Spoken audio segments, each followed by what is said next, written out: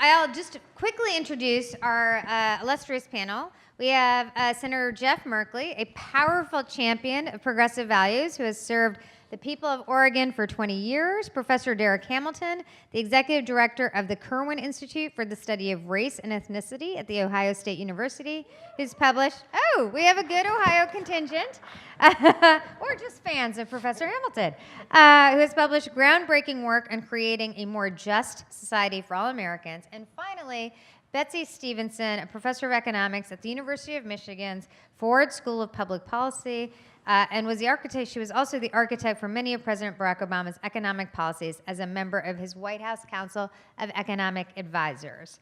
Good, we're doing excellent. So, Senator Merkley, I would like to start with you. We're focused in this panel on economic inclusion. But I think a lot of people see rising inequality in the country in parallel track to a government that seems to work more for the few than the many. And I'd like to just ask your views both on that issue of rising inequality and how it connects to challenges within our democracy. Great. Oh, hey, it works. All right. Greetings, everyone, and thank you for coming to a conversation about the future of our country. Because we do see this massive inequality, and we see it in both wealth and in income. And there are points in a country when that disparity becomes so great, and there are so many ways a small circle of privileged and powerful can have access to the levers of power, that they can make it a country that works by and for the powerful rather than people. And I feel that is where we've gotten to. We've gotten to that. We see it in 2017 in the Senate, where half the year was spent trying to undo health care, cancel health care for some 20 to 30 million Americans. And then the second half was about a tax bill that borrows $1.5 trillion and gives it to the wealthiest Americans. Now, I hold a lot of town halls. This year, I'll probably hit my 400th town hall as a U.S. Senator. And I can tell you, no person has ever come to a town hall and said, I have this great idea. Let's borrow all this money and proceed to give it to the people who need it the least. And so we have to take on the fundamental corruption of our government. And by that I'm talking about gerrymandering, I'm talking about voter suppression, intimidation, and most of all, most importantly, taking on the dark money, because if we don't reverse the corruption that has so inhabited our legislative process, we will lose on everything else, including all the fundamental ways to address income inequality and wealth inequality. So let me say then, if we win that battle, and I must say, as Mitch McConnell undoes the Constitution, the vision, the distributed power of the Constitution, the Jeffersonian concept of equal voice, which had big problems in it, but that's what he called it. He was talking about distributed political power. If we don't undo that, we will lose on housing, we'll lose on health care, we'll lose on education, we'll lose on infrastructure, we'll lose on equality, we'll lose on climate. So I want to win. So the first thing we do in January 2021, when we have 51 votes, is restore and defend the vision of we the people by simple majority in the U.S. Senate.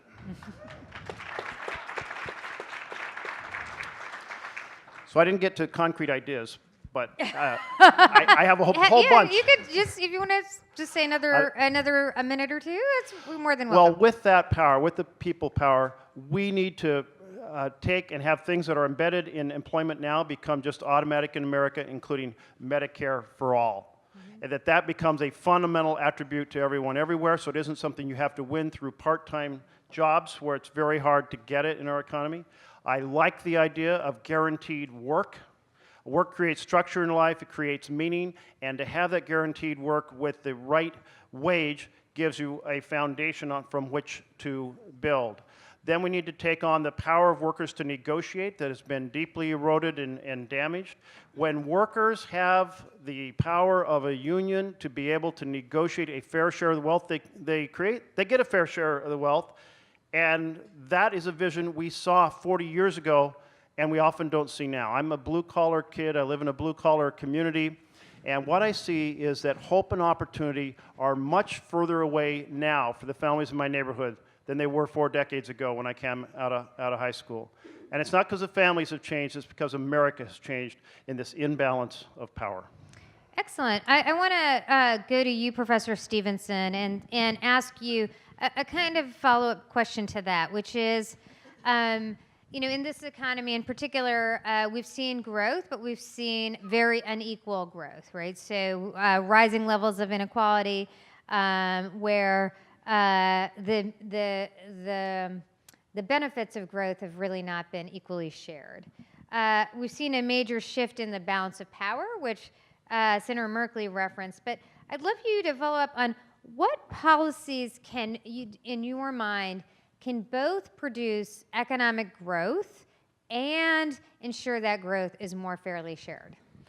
So technological change has enabled really big growth in inequality. We've become a winner-take-all economy. But what's happened in our political system is that the policies have cemented that winner-take-all by those winners then ask for more. And that's what that $1.5 trillion tax cut was all about, giving more money to the people who've already won.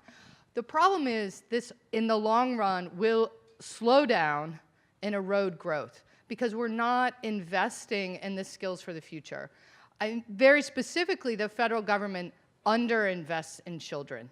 And children, investing in the human capital of our children is where growth from the future is going to come from. When we give money to the people who've already made money, it's not true that they turn around and use it to grow the economy faster. Right? That's not what a market economy is about. A market economy is about opportunity for everyone so that the brand new ideas percolate up to the top. They get out there and they become the new next big thing that allows us to grow. We can't do that unless we're investing in every single one of our children because I don't know who's going to have the next big new idea. And I got to make sure that we've laid a platform that allows whoever has it to rise to the top and make it happen. So, Professor Hamilton, thank you, Professor Stevenson. Professor Hamilton, we talk a lot in economic circles about income inequality, but we have obviously a range of inequalities that are functioning in the economy and in many ways becoming exacerbated, and inequality is growing on inequalities. You've written extensively on racial inequality and the racial wealth gap and how that is a generational that is exacerbating itself generation after generation, and our policies make it worse generation after generation. So, what are your thoughts on how to reduce that inequality as well as income inequality, and some strategies? Senator Merkley just referenced a jobs guarantee, other ideas that you've developed and highlighted. That's an excellent question. I think we need a package of goods. Inequality does affect us in many domains. The senator mentioned health care. You've talked about income, guaranteed income. But wealth is also a critical domain by which people have agency in their lives, the ability to be self-determinant. And if we look at wealth as an outcome, it allows us to refute all those narratives that have come about by this free market revolution, which in my estimation was in reaction to the revolutionary gains that came about from a New Deal and a civil rights movement where the government was used to empower people. So in reaction, we have this free market revolution, but in the domain of wealth, it is not education, it is not income, it is not mere grit that allows people to attain wealth. The critical ingredient is capital itself. The critical ingredient is having some asset that puts you into an automatic vehicle of savings, like a home, like a debt-free college education, like some seed capital to start a business. So if we are trying to empower everybody with the ability to have self-determination from an economic standpoint, then we need a government that facilitates some capital for everyone. So, Senator Booker is now proposing baby bonds. It's an idea that we've been talking about for a long time, but a birthright to capital. The ability to grow wealth should not be reserved only for the wealthy, but rather we should have every American with some seed capital to put them into a vehicle of savings not individual savings, but literally passive savings, like the automatic appreciation from a home. That should be extended to everyone. And your race should not be a criteria, or the family to which you're born into should not be a criteria by which you have access to that asset freedom or asset security. Senator Merkley, I wanted to ask you in response, ideas like baby bonds, ideas like jobs guarantee. These are new. Some of these are old ideas that have a fresh look. I think one of the issues around all of these issues is should we make them universal? Should we make them targeted? Another question is, when you look at how policies, how we're dealing with the Trump administration that is trying to pit people against each other, right? Rural communities against urban communities. White people against black people and immigrants, the documented against undocumented. How can you represent a state that has a rural community as well as an urban community?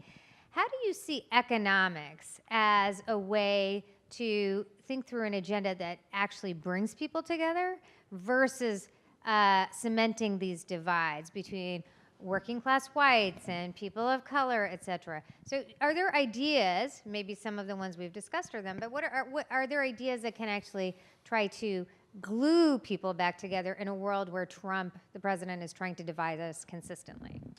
Well, let me start. Before I talk about specific economic ideas, we have to talk about the philosophy of our hearts.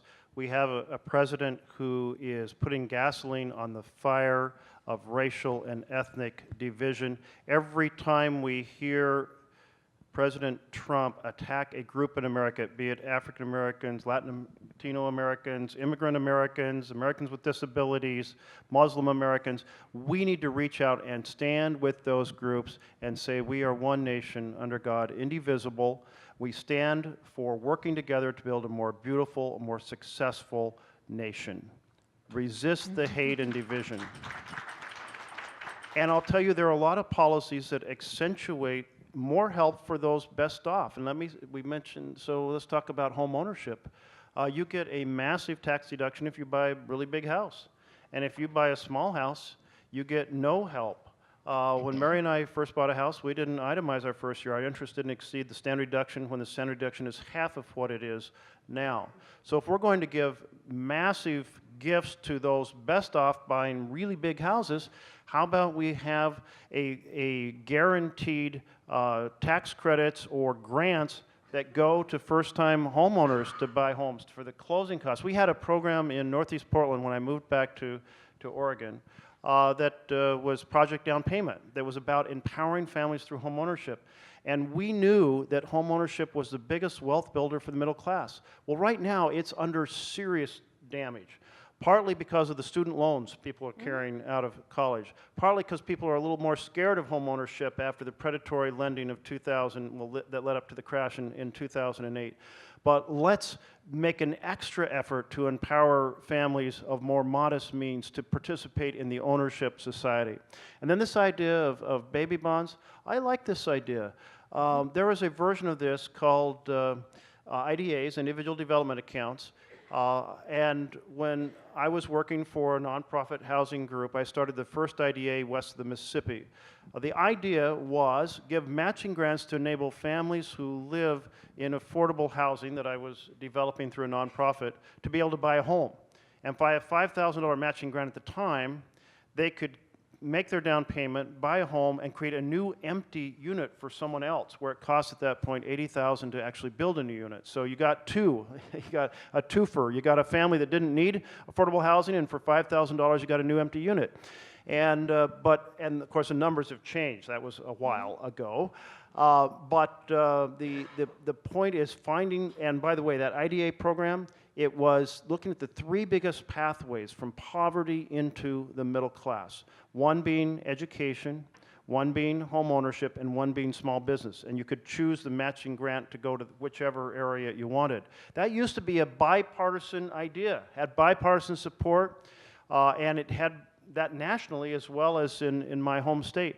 Now Republicans are like, we don't really want to reauthorize IDAs, and we don't really like them. And I'm like, what happened that we don't have partners on both sides of the aisle wanting to create pathways to empower families to move out of poverty and into the middle class?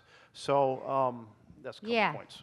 Great. I think we know what happened, actually, but I appreciate the question.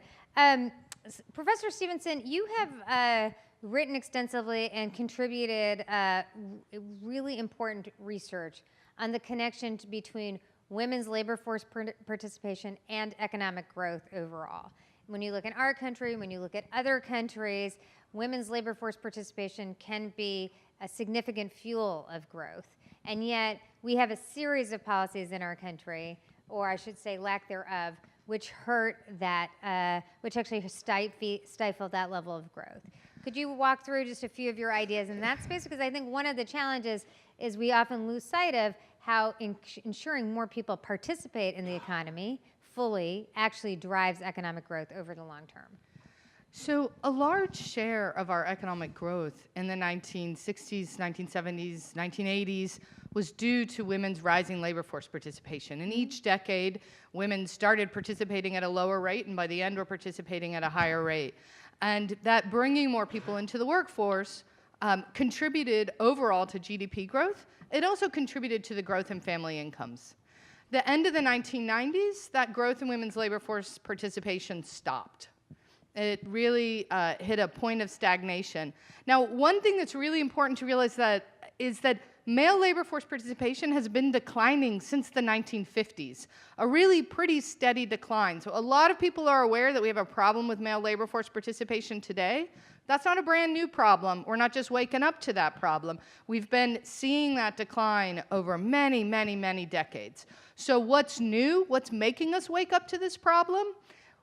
Families used to be able to paper over the wage losses that from husbands not seeing a growth in their wages, not seeing growth in their participation, with the fact that the wives were bringing in more. So almost all of the growth in family income was coming from growth in women's income. So they made sure that family income continued to grow. It felt like we were doing a little bit better than we were a decade before. Well, when women's labor force participation stopped rising, when the wage stagnation hit women as well, that I feel like pulled a Band-Aid off the problem of male wage stagnation, male labor force decline, and we're really seeing the kinds of problems.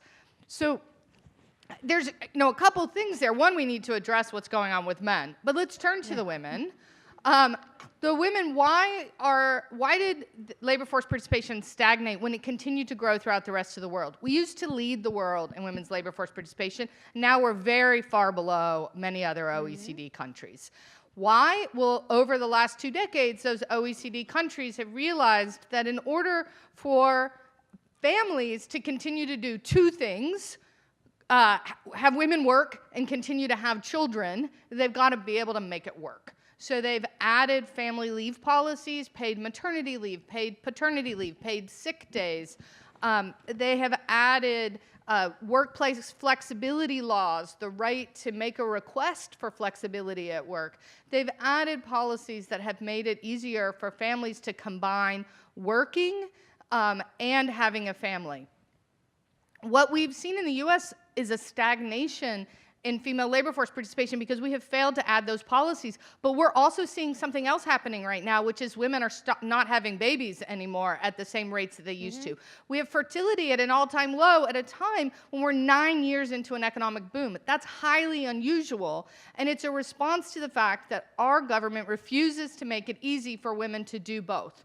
When you don't make it easy for them to do both, they choose. And when they choose, you get fewer children and you get lower female labor force participation. So that's the situation we're in right now.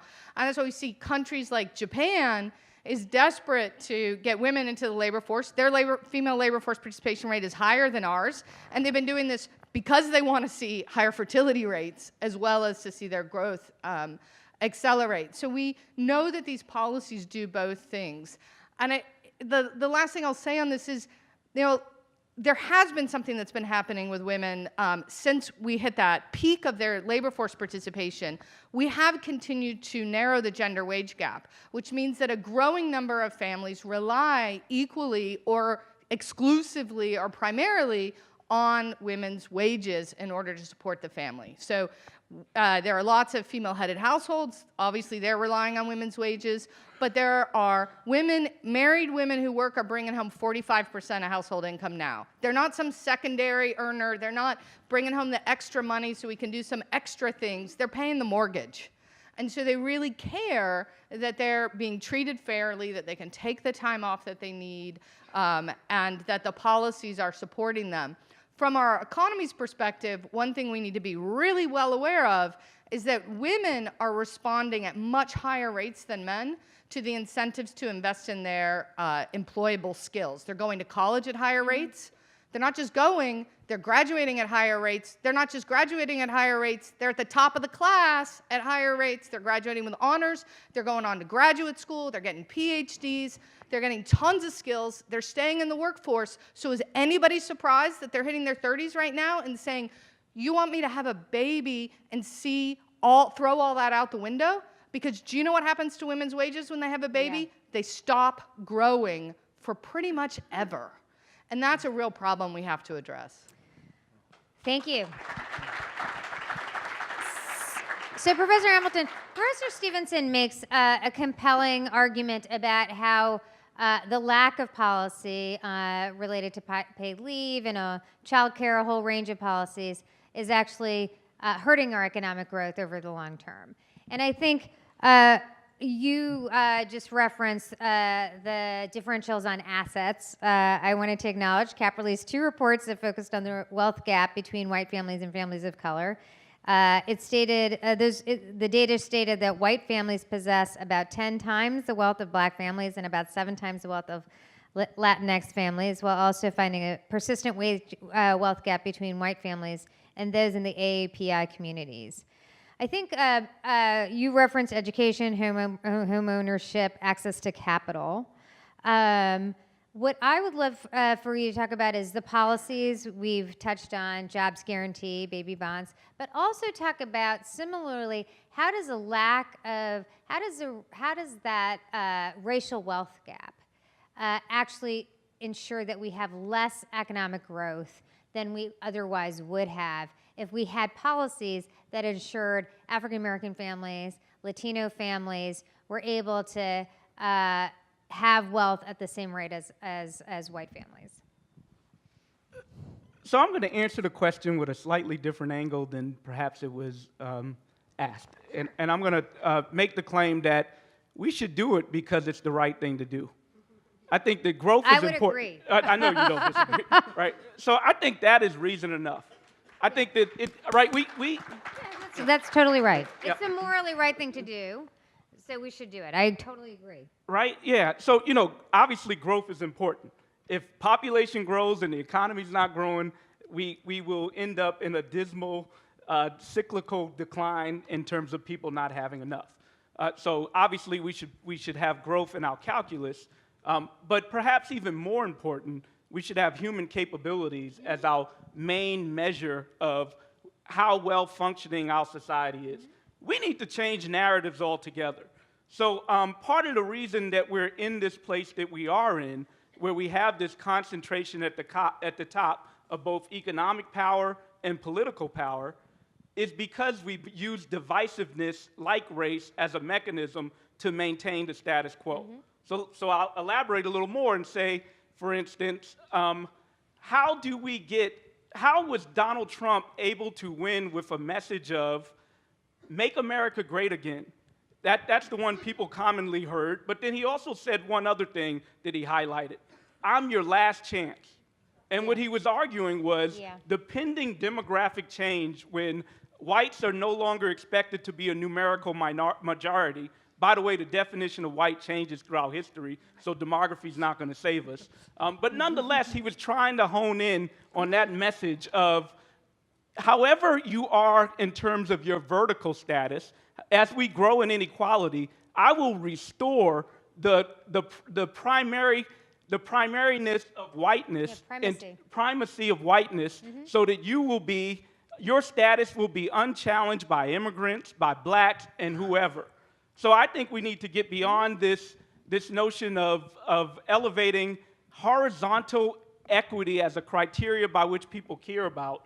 And therefore, we need to start, and young people are doing this, defining our economy in terms of humanity, sustainability. Martin Luther King, when he started to get leverage, he started talking about our common humanity. I like William Barber's phrasing that economic justice is a moral imperative.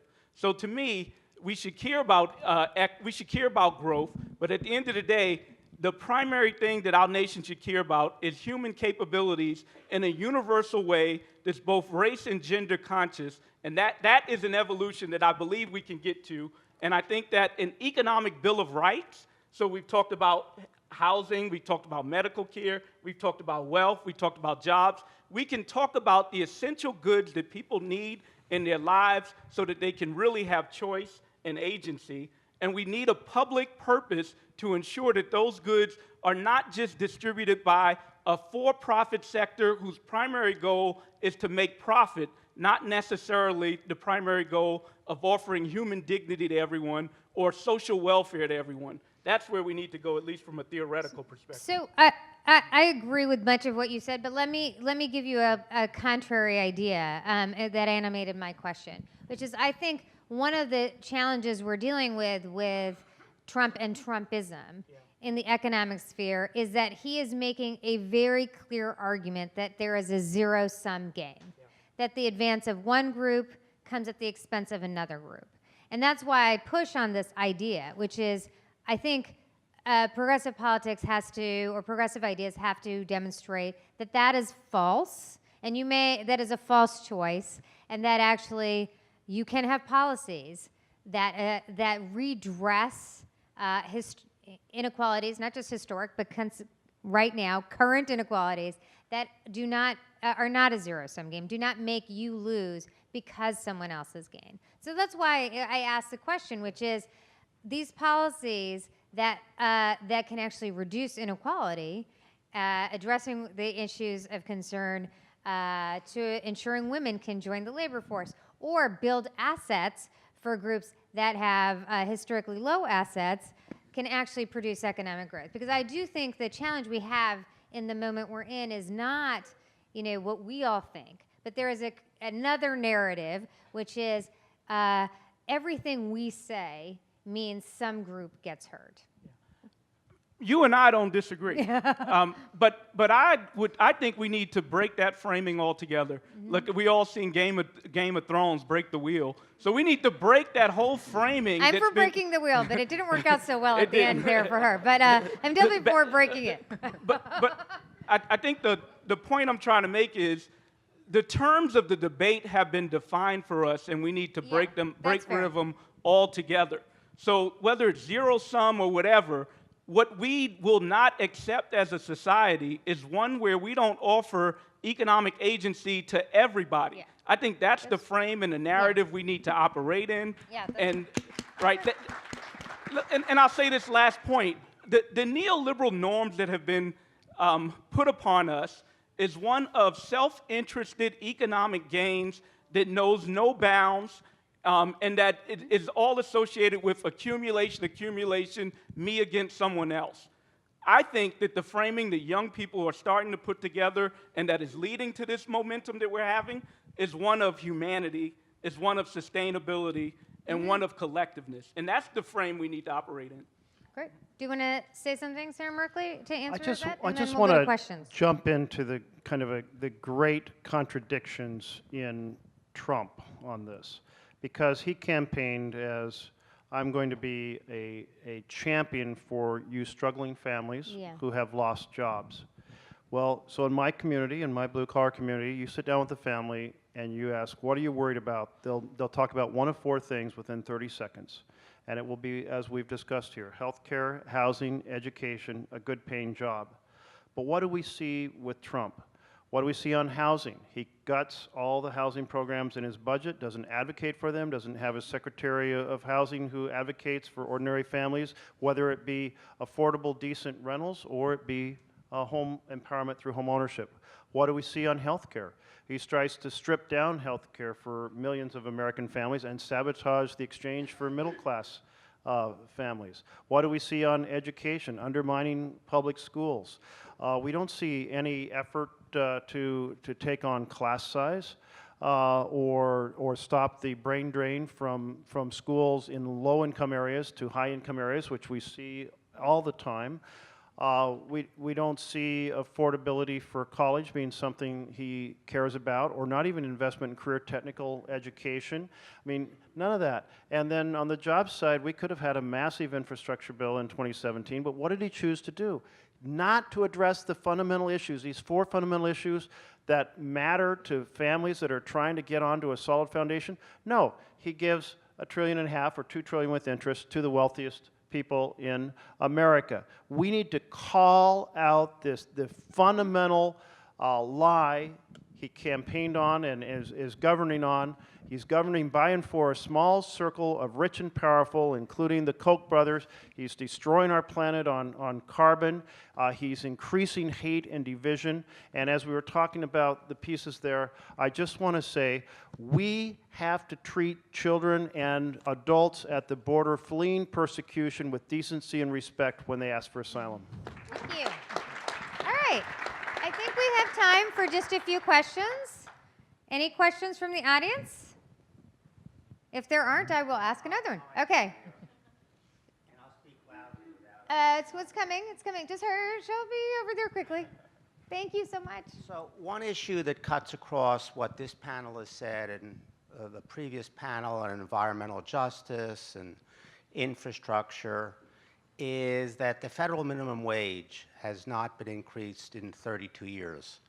And one of the bills, we keep applauding what the Congress has done and we keep blasting the people on the other side, but one of the things we haven't done is pass the Raise the Wage Act.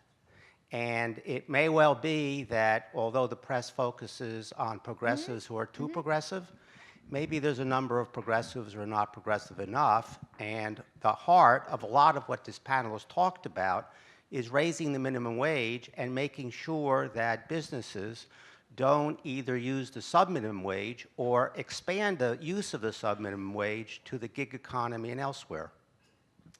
Great. Anyone on the panel want to talk about the Raise the Wage Act? Since CAP works on this problem very closely, I will say that we are optimistic that the Raise the Wage Act will pass the House, but love others to. So I was just going to say that, you know, if you take a look at the income distribution, what we see is that, you know, all the gains for many, many decades have been going to the top. So there's been this fight between Republicans and Democrats about whether we've won or not won the war on poverty. And that's because the share of people below the official poverty line has been really stagnant for the last 4 decades. Well, the trick is that the official poverty line pretty much captures market wages and doesn't capture things like the EITC or some of the programs. But that does tell us something important, which is that despite the fact that average incomes have doubled over those 4 decades, we haven't done anything to really help out the bottom. And so we have to think about the market's not going to do it on its own. And we need to do it through passing a higher minimum wage and making sure that if we're going to be talking about people working and the importance of bringing, you know, the importance of people doing these things on their own, then we have to make sure that the wages are there for them. I mean, we do things like require drug testing to receive benefits as a mechanism to discipline poor people. I think we need mechanisms to discipline the market. So a federal job guarantee de facto instills a minimum wage. Yeah. A federal job guarantee de facto puts working conditions on the private sector by which if they want to hire workers, they have to offer at least what the federal government is willing to offer. And the last thing is it eliminates unemployment altogether, because I guess the conservative talking point is that the true minimum wage is 0. Well, with a federal job guarantee, those people that aren't even working would not only get the minimum wage, they'd also get a job. And you think about $7.25 federal minimum wage. In Oregon, minimum wage is now almost double that. So the disparity is becoming greater. And if you include for a single parent doing childcare, paying for childcare, it's basically you get paid nothing. I mean, childcare eats up all of your wages. So we make it, back to the point, make it incredibly hard for women to re-enter the workforce in a product, or men, single parent fathers. This, I can't even imagine the fact that not only is it $7.25 federally, if you're in a tipped position, it's $2.35. $2.13. And no guarantee you're going to get tips to make up that difference at all. In Oregon, we indexed the minimum wage. We're raising it towards the $15 mark. We do not provide a tipped wage. That is, if you are waiting tables, you get your full minimum wage plus your tips, and that's what the customers want you to get when they think they're tipping you. They aren't trying to make up for the pay you're not being paid by your establishment. But we tried a little twist that is, I don't know if it's unique, I think it might be, which is we did a variation on the minimum wage in rural areas where the cost of living is much lower than the cities. And that tended to bring the state together more powerfully than we had been before behind the minimum wage. We have time for one question, last question, and we'll try to take it quickly. Thanks very much. And thanks very much to the panel on the minimum wage.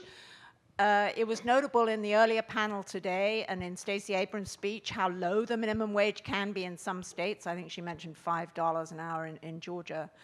I wanted to raise a macro issue. We talk a lot, people get worried on the Democratic side about the debt and so on, but the economic consensus, the macroeconomic consensus has moved dramatically in the past year or two away from concerns about United States debt to GDP ratio and in favor of thinking that it's worth investing and it's worth taking on debt in order to invest. So I want to encourage us not to be scared to lay out important spending plans because of the fear of debt. Thank you. This is a former member of the Obama NEC, so that's great.